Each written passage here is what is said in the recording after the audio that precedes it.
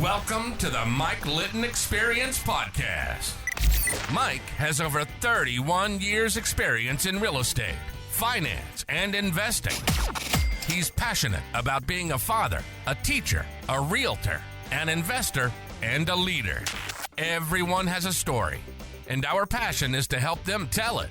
And now, introducing the host of the Mike Litton Experience, Mike Litton.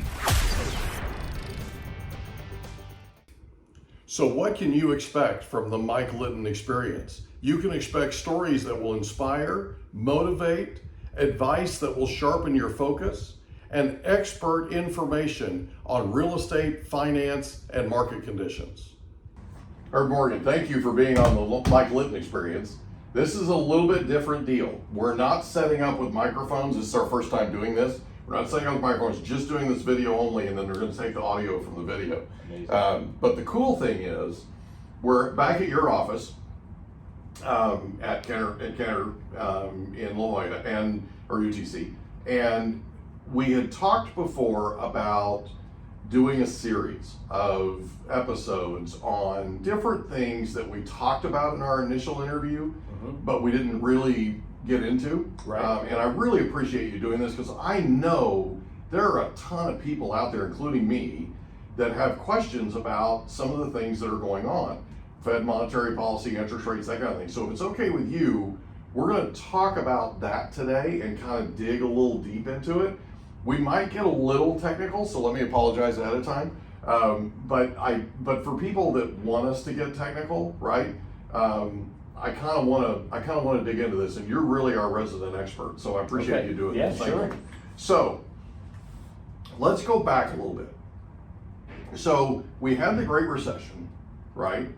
And up to the Great Recession, the Fed raised short-term interest rates dramatically, right? And the other day, interest rates actually hit the highest level they've hit in 17 years or some crazy thing, right? And we're talking about 30-year fixed rates, right? Which is kind of what we key on the real estate side.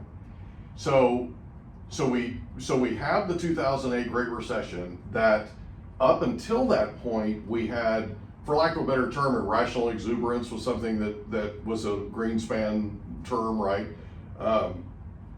We had a run up, and the Fed at that time back then was trying to slow the economy, just like they're doing now, with short-term interest rate increases. And they're doing it by targeting the overnight rate. Is that right? Yeah, Fed funds rate. Okay. Yeah. So can you explain that for just a second? What is for people that don't know, what is a Fed funds rate? And then let's talk about what they did in 2007, 2008, because that was a dramatic run-up, and it's similar to what we're experiencing today. Well, actually today the Fed's meeting, so the timing is perfect, and we're 36 minutes away from their interest rate decision today. There you go. So the Fed has a number of jobs. To understand what the Fed does, the Fed was first created early 20th century. We had a couple of failed central banks in this country first, and the idea was really simple. When you go to the bank and you deposit your money, and the bank loans it out to lots of different people for building homes, for financing the inventory of their business, for whatever reason, if all the people that have deposits come in tomorrow and say, I want my money back, the bank can't give it to you because it's not there. Right. That's called fractional reserve banking. So we regulate our banks and we say, well, you need to keep a certain percentage of the money there to meet redemptions. But if redemptions exceed the fractional reserve that you have, what do? Well, we don't want the banks to go under. So we created a central bank called the Federal Reserve. Okay. And the Federal Reserve says, well, if you, the bank, need money to meet redemptions, you can pledge those business loans and those mortgage loans, those real estate loans, to us as collateral, and we will loan you the money, okay, and then you can meet those redemptions to prevent what we saw happen to Jimmy Stewart in It's a Wonderful Life. Right. So the redemptions, when you're talking about redemptions, you're talking about Mrs. Homeowner walks up, or Mrs. Depositor walks up and says, I want my $100,000 out of this bank and I want it today. Right. Right. So when you talk about redemptions, it's somebody coming in with a withdrawal slip and saying, I want my money I'm concerned about the economy, I'm concerned about whatever, right? Yeah. Like I got a thing a couple of weeks They just ago. go online and click and move their money. Yeah. Right? And then the banks go, well, I don't have enough cash. Right. So I have to sell some of my stuff, my loans, or I need to pledge my loans as collateral and borrow money at what's called the discount window from the Federal Reserve. So it's almost like when a and again, everything goes back to real estate with me, you know that. But Yeah. when we make a real estate loan, right? Somebody buys a house, we make a real estate loan, we turn around and sell that loan to the open market, Exactly. Wall Street, right? Mhm. And we get that, we recoup that capital back so that we can then Recycle it. Right. So it's never ending capital. Right. So this is an example of that, but a little bit different, where they're taking the loans that they have currently on the books, that they're currently collecting payments for, they've got capital out on them, that kind of thing, and they're able to go to the Federal Reserve and say, okay, we're gonna pledge this as, I didn't realize they ever did that. Yeah. But they pledge this as collateral, Federal Reserve lends them money.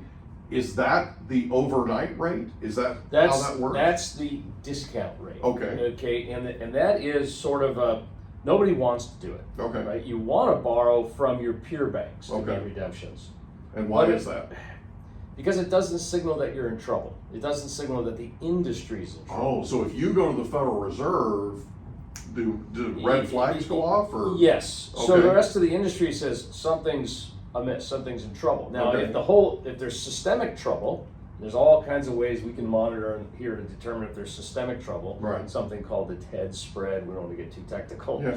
But so it's sort of like a scarlet letter. Mhm. Mike and Herb, the bank of Mike and Herb, had to go to the Fed, pledge Mrs. Nussbaum's mortgage Right. to borrow money to meet Mr. Smith's redemption request. Gotcha. Normally, what they do is Feds to meet their banks to meet their different cash needs go borrow from each other overnight. Okay. That rate is really kind of determined loosely by the Fed funds rate. And Okay. so when the Fed sets these rates, the Fed funds target rate Right. and the discount rate, it means they're going to, the discount rate is the money you borrow from the Fed at. Okay. Most people don't want to do that unless there's nobody else out there. You want to Okay, borrow so from the last private, resort. Yeah, you want to borrow from the private sector, and that's why the Fed's first job is to be the lender of last resort, Okay. which prevents runs on banks. So if I'm understanding this correctly, because this is all new to me, but if I'm understanding this correctly, if a bank goes to another bank, to a peer bank, and says, hey, I need 100 million, whatever the number is, right, overnight, and that peer bank feels like they are lacking confidence in the economy, they're not going to make that loan. I would say with more they would lack confidence in the borrower. Okay. Right. So in reality, if the economy's good and everything's moving along fine, and they can all do this loan, I mean, people need different amounts of cash for different reasons Yeah. all the time in the banking world, and it's very normal to have lots and lots of interbank lending going on overnight via these derivative instruments, via swaps and different things. It's very safe. But in time of incredible stress in the system, go back to your 2008, Right. that's when the Fed had to step up and everybody was at that discount window. Right. Because we had massive people leaving banks all at the same time. Right. And that was the fear in March of 2023, this year, that some people said, wait a second, is this another 08? That was the two bank failures we're talking And there was a couple, Silicon Valley yeah. and one other one. Silicon Valley, Signature, right? It's New York, and then of course there was Silvergate right over here in Yeah. San Diego. That had some crypto things going on in it. I think there might have been a couple other small ones. Yeah. But everybody said, is there going to be contagion? If there's contagion, they stop loaning to each other overnight. We're watching the TED spread very closely. That kind of tells you how expensive it is to go between each other. And it just budged. It didn't move up the way it did in 2008. There's been reforms. There's been changes in regulation. The balance sheets of American banks are incredibly strong. The additional regulation says, no, you can't pay more dividends out this year. We want you to build your capital. It means the returns on banks for shareholders could be expected to be a little lower, but they could also expect to be a lot safer. Yeah. So there was in the end, it was just a couple of banks that had met with large redemption requests, and their portfolios were not as liquid as they thought they would be. Mostly because they had long-dated mortgage-backed securities Yeah. and long-dated treasury securities. And when they're long-dated and interest rates go up, A bond that's due tomorrow doesn't go down at all, right? Yeah. Because it's getting paid off tomorrow. But a bond that's due in 25 years, it has to drop a large percentage to now have a yield that's equal to what the market is. Okay. So as their asset values go down, the regulators say, aha, your asset base is not supporting your deposits. Right. Your asset's now only worth 80 cents on the dollar or 70 cents on the dollar. You need to go out and either raise more capital, equity capital, Right. or you need to sell off some of your assets. Well, we can't sell the assets off because they're super impaired and the loss we would incur exceeds the total value of the company and we'd be out of business. And that's essentially what happened. Right. It was really, really bad portfolio management. Gotcha. So for a bank to take all of that, or a very large percentage, and put it all out in 25 or 30-year U.S. Treasuries and mortgage-backed securities, Right. and to think they didn't have massive interest rate risk was human error, bad decision, bad policy, bad portfolio management. The good news is the system worked, right? Fed got involved, the FDIC got involved. Now, obviously, FDIC insurance is involved, so that people didn't need to panic. Right. I was actually at First Republic. First Republic was the other one. Okay. Right. So I'm a client of First Republic, and my wife said, "Herb, should we get our checking account?" I said, well, no, we're covered by FDIC insurance. Mm-hmm. Nothing for us to worry about. Right. And the FDIC insurance fund used to be limited by the assets of the fund. Correct. Now it's unlimited, backed by the U.S. Government, full faith and credit. Right. So there was zero risk because we didn't have more than the insured amount in there. It's just a little checking account for paying bills. And sure enough, they went under because of bad portfolio management of their loan and bond portfolio. It wiped out their equity. J.P. Morgan came along and said, "We'll take it." Yeah. Wipe out the equity holders. I don't know what happened to the bond holders. Depositors, of course, are fine. Mm-hmm. And if you owe money, you still owe money. Yeah. Yeah. That doesn't change. That doesn't go away. Right. And So now we taxes owe- and loans. now we owe money to J.P. Morgan. Right. So, and Jamie Dimon collects. But yeah, that was interesting this year. It seems to be totally behind us now. Mm-hmm. And interest rates have gone up further, but there has been no further, banks on the rope, discussions of banks failing, no widespread regional failures of any kind. And compare that to 2008, and in my opinion, every bank in the country was in that position that First Republic was in back in March, April, May, whatever that was, insolvent. The entire U.S. financial system was insolvent, and I don't think anybody, well, not anybody, I don't think most people understand how close we were to the abyss. Yeah. We were there. Yeah. And if you remember Treasury Secretary at the time, Paulson, genuflecting to Nancy Pelosi in the halls of Congress to try to get the TARP bill passed. Mm-hmm. And then the TARP bill was voted and it failed. Mm-hmm. And then I actually was talking with a member of Congress at the time, and who was class of '94, he was a very conservative person. And of course he wouldn't vote for a bailout until he realized he had no choice but to vote for a bailout, right, or the entire system was gone. And then you had Christopher Dodd from Connecticut on TV saying, well, we might just nationalize the banking system. This is the United States. We don't nationalize industries, especially the most systemically important industry, one of the two or three most systemically important industries we have. Right. And because of TARP and some other programs, and of course the Federal Reserve, Herculean tasks within, and they're limited by law what they can do. Right. We got through it. We bottomed out in March of '09, and the world's been coming back ever since, interrupted by COVID pandemic. Gotcha. Yeah. There's a TED Talk out there Okay. about mark-to-market accounting. Yes. Are you familiar with it? Yes. Not with the talk, but with mark to market. Right. So that's what this guy claims is the real cause of the 2008 financial crisis? It sounds like from what you're saying, it's a myriad of things. Like it's multiple things, but mark to market went into effect at the exact time the crisis began. Right. So there's no question there's a correlation, and I would think there is a significant causation, because prior to market accounting, if you had bought a U.S. Treasury, let's say, and you paid, and you're a bank, and you own that U.S. Treasury, and it's worth $100 million in principal value, okay, and the interest rates go higher, well, it still has principal value of 100, but the market, if you wanted to sell it today, it might only be worth 80 million. Right. And because the rates went higher. right, the regulators came in and said, hey, you can't be carrying an asset at $100 million that in the market is only worth 70 or 80, Right. or 60 or 40 or whatever. So that went into effect. At the same time, we had all these instruments out there called CLOs, CDOs, and then there was credit default swaps. There was a giant insurance company called AIG. Yeah.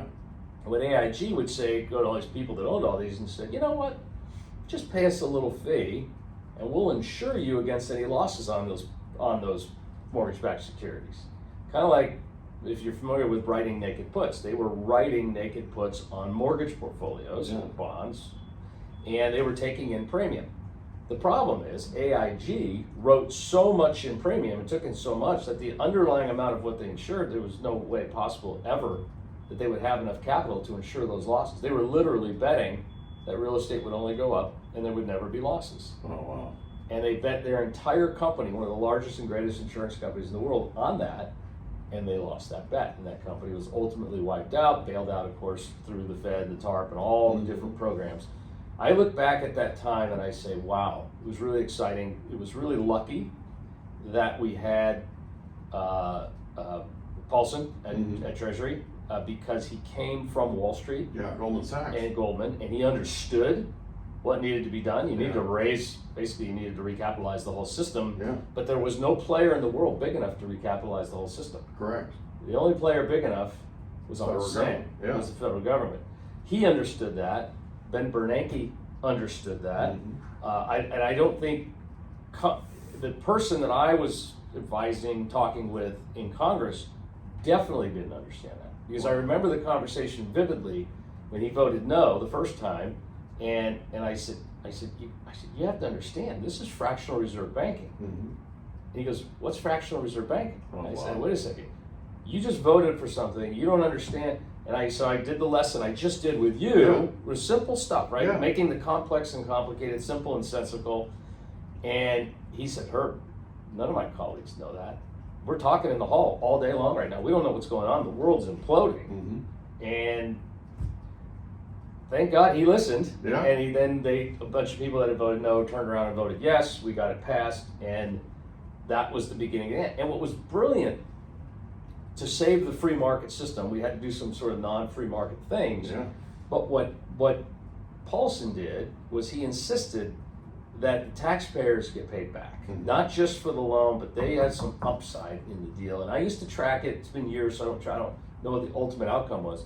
But in addition to getting their money back, the taxpayers made interest. Got the warrants on the equity. So when the equity, which they've saved, came back, it was a brilliant combination of capitalism and free markets partnering with government as a last resort, which I'm an economist. It's my view is that's the proper role and that's the proper time, as opposed you can't just say never. Right. Because if it was never, we wouldn't be sitting here today. I'd be selling apples on the street corner. Right.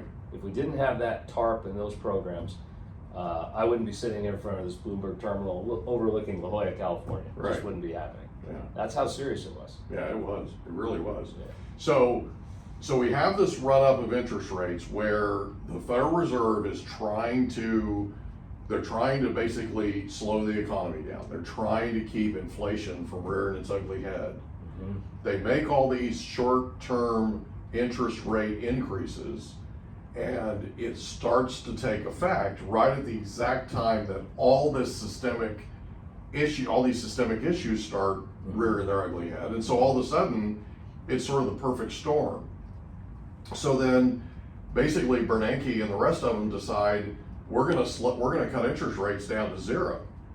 Yes. We're going to try to do what we can to try to save what we've, for lack of a better term, helped to destroy, right? Which kind of, I mean, if you looking back at it, is a little scary. It was a lot of players, but yeah. So the Fed, the first job, lender of last resort. Then remember in the 70s, we had all this inflation. So there's a lot of people, including me, who say, well, maybe the Fed's job shouldn't be price stability, meaning not having deflation or inflation, price stability, fighting inflation or fighting deflation. I always kind of thought that's not really their job. The Fed should just kind of be the lender of last resort, make sure the banking system's safe. But our country voted, the Congress made the decision that the Fed now has to also have 2 more jobs. First one of those jobs is price stability. We went through that period of hyperinflation, and we haven't had it since, with the exception of the last couple of years. We had a spike, nothing like the 70s. Yeah, nothing. Thank God. Yeah. And number 2, they need to foster full employment. So price stability and full employment, 2 new jobs that the Fed got, I want to say like 1980, 81-ish, somewhere around there. Late 70s, early 80s. Somebody can correct me, send me an email. But those jobs were given to the Fed by Congress. So the Fed says, okay, we got this lender of last resort thing down. Price stability could be fighting inflation or deflation, and they have never defined price stability. Other central banks around the world define it. So our central bank, the Fed, operated years and years and years with, well, what is price stability? I would assume 0% inflation, 0% deflation. The European Central Bank says it's 2% inflation. Well, that's not stability. That's a slow, steady erosion of purchasing power. Correct. It's a devaluation of your currency. It's very small. Right. It's very steady. But the view is it encourages people not to hoard cash. Yeah. It encourages you to put your money to work in the system, which benefits everybody. You know, when I invest in something, it theoretically benefits everybody. Correct. So the U.S., Ben Bernanke's parting gift when he left was he got his committee's team to vote on defining price stability for the first time, and they voted to define it as 2% inflation to match what the Europeans do. Okay. Then they said, well, how do we measure inflation? Okay. Everybody has their own inflation number. Right. You probably drive a lot more than me being in real estate. I do. I drive 6 miles here, I sit at this desk all day. Yeah. So your inflation rate is more greatly impacted by the price of gasoline Oh, yeah. than is mine. And I know you probably go, boy, you probably drive a big F-150. I do actually. See? It's Look at downstairs that. in the parking lot. Right? And I got a little car, right? So, or whatever I consume is different from what you consume, and everybody has a slightly different inflation rate. Yeah. People who are locked into a 30-year mortgage in their home and they're 15 years in, well, the price of their lodging isn't going up. In California, we have our Prop 13. Our taxes are going up a little bit a year, but they're kind of locked. But food, gas, clothing, travel, Water, electricity. all the other stuff is different. So there are all kinds of different baskets to measure the inflation rate. Right. The one that most of us know about is the CPI, the Consumer Price Index. This is published by the Bureau of Labor Statistics, and it's very good. It's a fixed basket of securities that all these nerds like me get together and decide this is about what the average American uses. Boom. And they publish 2 numbers every 30 days. One is the total CPI, and then one they call the core CPI, which backs out food and energy. People get very upset about that. They think they're hiding something. They're not hiding something. They're giving you 2 data points. They're giving you more information by doing headline and core. Why do they back out food and energy? Food and energy are very volatile. Right. So by backing them out, you can get a better idea of the trend. That's the core. Doesn't mean they don't matter. It just means if you want the longer term trend, you back those 2 out. So they publish both of those. Okay. But they're static baskets, meaning they only revise them every so often. The amount that's weighted towards green beans, the amount that's weighted towards eggs, the amount that's weighted towards electricity is fixed. The Fed says to measure inflation, we want to use something called PCE, Personal Consumption Expenditures Index. It's just another measurement of inflation. And that one is a floating basket. So it's based on the actual consumptive data in the aggregate of the population. In other words, so now cell phone services, streaming services, all the plasma TVs. If those prices are going down, then their weighting might also go down if we're using less of them, or up if we're using more of them, or vehicles, or insurance, or all the different things. So the Fed's view is they're all relevant. They look at them all. They have hundreds of economists.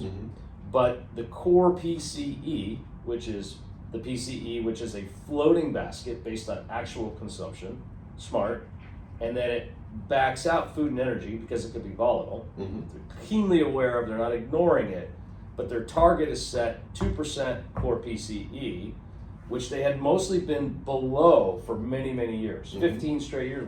We had a couple of peaks, and whenever that number would start to get towards 2%, the Fed would start hiking interest rates to try to slow down aggregate demand.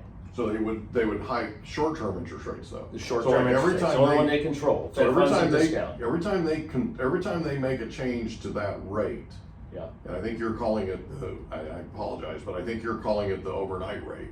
Fed funds, yeah. Right. Yeah. So every time they change the Fed funds rate target, if you will, right? Yeah. All of a sudden the prime is adjusted. Like it immediately mirrors. Yes. Right? Yes. So that changes corporate borrowing. Yes. In terms of how much it costs for these companies to borrow. And one of the things that we learned in the Great Recession was companies like GE called Paulson when everything was going to in a handbasket. GE called Paulson and said, Emil, the CEO, called Paulson and said, we're not going to make payroll. Mm-hmm. And we were that close. Yeah, and the world found out that GE was actually borrowing money from the bank in order to make payroll. So it was not what people think. A lot of people think GE makes all this money, takes all this money, throws it in a bank account, then makes. We hope you enjoyed another episode of the Mike Litton Experience. If you did, do us a favor, smash that subscribe button, tell your friends, family, and coworkers about our program, and wherever you get your podcasts, please leave us a rating. It helps us to connect with quality people just like you. And that's a wrap. Another episode of the Mike Litton Experience in the books. Reach out to Mike on Instagram at Litton Realty. Want to meet with Mike? Check out Calendly.com/Rio760.